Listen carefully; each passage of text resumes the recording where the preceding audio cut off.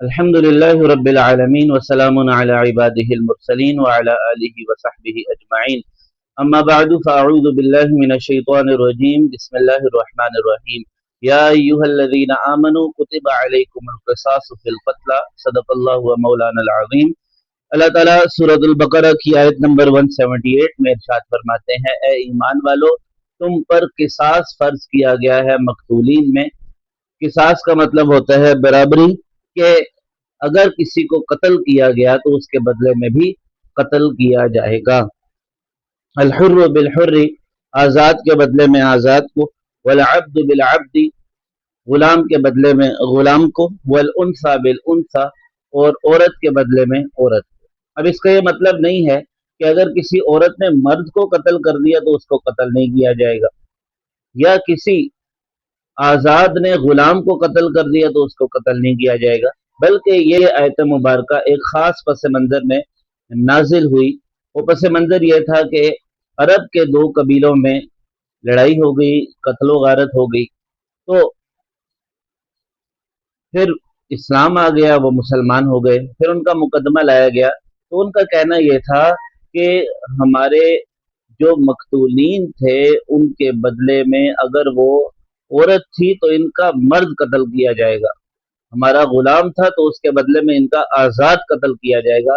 تو اسلام یہ اجازت نہیں دیتا کہ جس شخص نے گناہ کیا ہے اس کے علاوہ کسی کو سزا دی جائے، تو اس سینیریو میں اللہ تعالیٰ نے فرمایا کہ عورت کے بدلے میں عورت ہی قتل ہوگی، غلام کے بدلے میں غلام ہی قتل ہوگا، آزاد قتل نہیں ہوگا، یعنی جس نے قتل کیا ہے وہی قتل ہوگا، اس کے بدلے میں کسی اور سے بدلہ لینا جائز نہیں ہے۔ اسلام میں اس چیز کی اجازت نہیں ہے کہ اگر کسی خاندان کے یا کسی قبیلے کے یا کسی علاقے کے ایک شخص نے کوئی غلطی کی ہے تو اس کی سزا پورے قبیلے کو، پورے خاندان کو اور پورے علاقے کو دی جائے۔ فمن عفی لہ من اخیہ شیء، اب اس چیز کی گنجائش ہے کہ وارث اس قتل کرنے والے کو معاف کر دیں، اور جتنے وارث ہیں ان میں سے کوئی ایک بھی معاف کر دے تب بھی وہ معافی ہو جائے گی، یعنی قصاص کی معافی ہو جائے گی، اس کو قتل نہیں کیا جائے گا، اور ورثہ کے درمیان دیت کو تقسیم کیا جائے گا، اور ایک وارث کے معاف کرنے سے بھی وہ قصاص ختم ہو جائے گا۔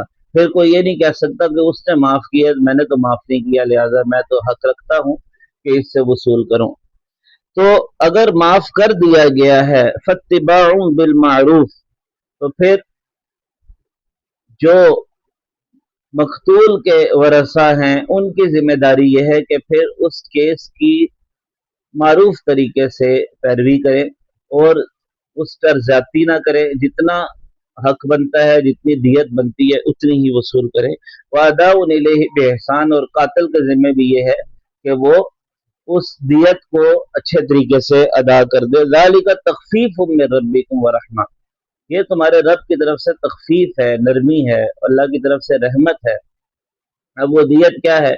یا تو 100 اونٹ دیے جائیں، یا 1000 دینار دیے جائیں، یا 10,000 درم دیے جائیں، اور اس کو کیلکولیٹ کیا جا سکتا ہے آج کل کے چاندی میں۔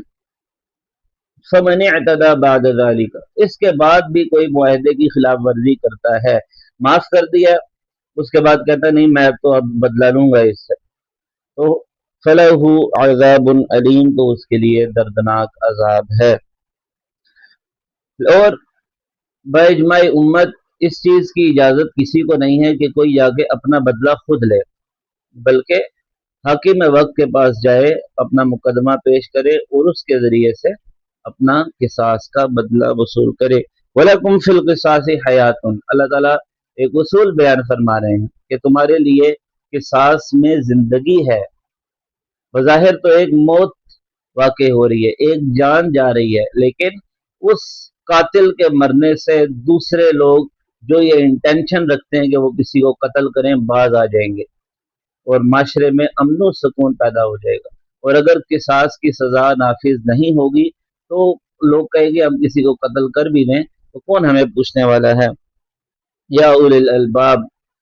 लेकिन ये बात हर एक को समझ नहीं आती, ये बात अक्ल वालों को समझ में आती है। लअल्लकुम तत्तकून, और किसास को अल्लाह ताला ने क्यों मुकर्रर किया? ताकि तुम तकवा इख्तियार करो, इस गंदे गुनाह से बचो। वला तक़्तुलुन नफ्स, के किसी नफ्स को कत्ल ना करो, इस गुनाह में मुब्तला मत हो जाओ। इसलिए अल्लाह ताला ने यह सजाएं मुकर्रर की हैं तुम्हें रोकने के लिए। बाउंड्री वाल अल्लाह ताला ने फेर दिया ताकि इससे तुम तजावुज़ ना करो। अल्लाह ताला से दुआ है कि वो हमें शरीयत के मुताबिक चलने की तौफीक अता फरमाए। आमीन या रब्बल आलमीन।